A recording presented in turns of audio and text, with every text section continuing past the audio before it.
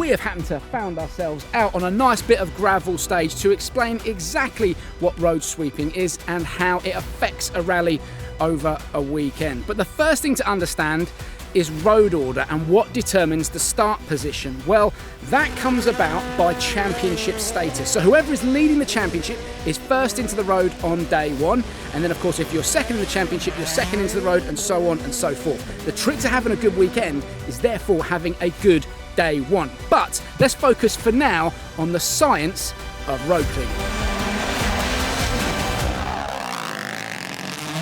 Look who I've happened across. 2017 Sebastian Ogier in full tarmac spec as well, I might add, but we're going to send him down a gravel stage, and so often was the case in 2017, Sebastian Ogier was first into the road. Now let's imagine this is just a little bit of gravel stage. He goes in and it's all fresh gravel on here, nothing's been swept, so the car is moving around, there's no grip on the top of this surface. He's having to deal with all of these loose rocks, so when he's going around a corner and he buries the throttle, he hasn't got any traction either, so the wheels are spinning up and that increases tyre wear.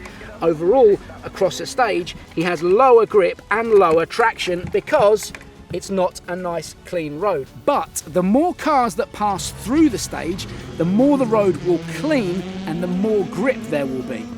Right then, here's Danny Sordo. He's arrived at the stage start in his 2018 spec Hyundai i20. Now let's assume 7 or 8 cars have passed through the stage already and have left this nice clean line of grip, and that is exactly where Danny wants to place the car, in the lines.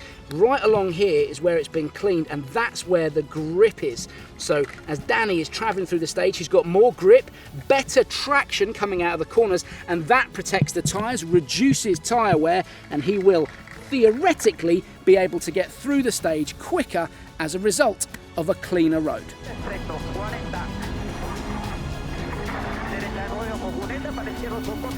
It's not just grip levels that are affected, it's the tyres as well. If you're first on the road and the tyres are scrabbling around for grip on the way out of a corner, then obviously that is going to increase tyre wear because you're spinning up more on a loose surface. The same as you're coming down into a heavy braking zone.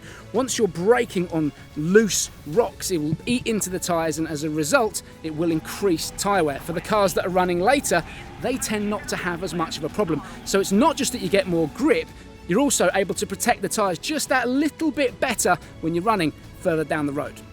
Now, just because you find yourself opening the road doesn't mean it's all over before it's begun. We have seen in the past Sebastian Ogier has won gravel rallies despite being first on the road, and the trick is to have a good first day and finish in a strong position, because the starting order for the following day is determined by the results from the previous day's action. So, to make it simple, if you lead the rally on Friday night, you start last of your class the following day, therefore giving you a cleaner and faster road to play with.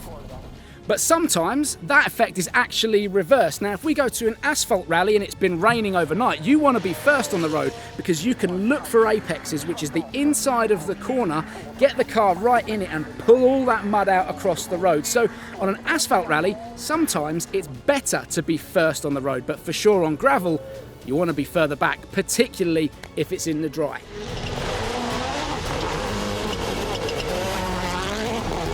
So what happens at the end of a rally? Well, it's the responsibility of the organisers to repair any damage to the road and put it back exactly as they found it, ready for the next year. So there you go, a basic guide to road cleaning and road sweeping.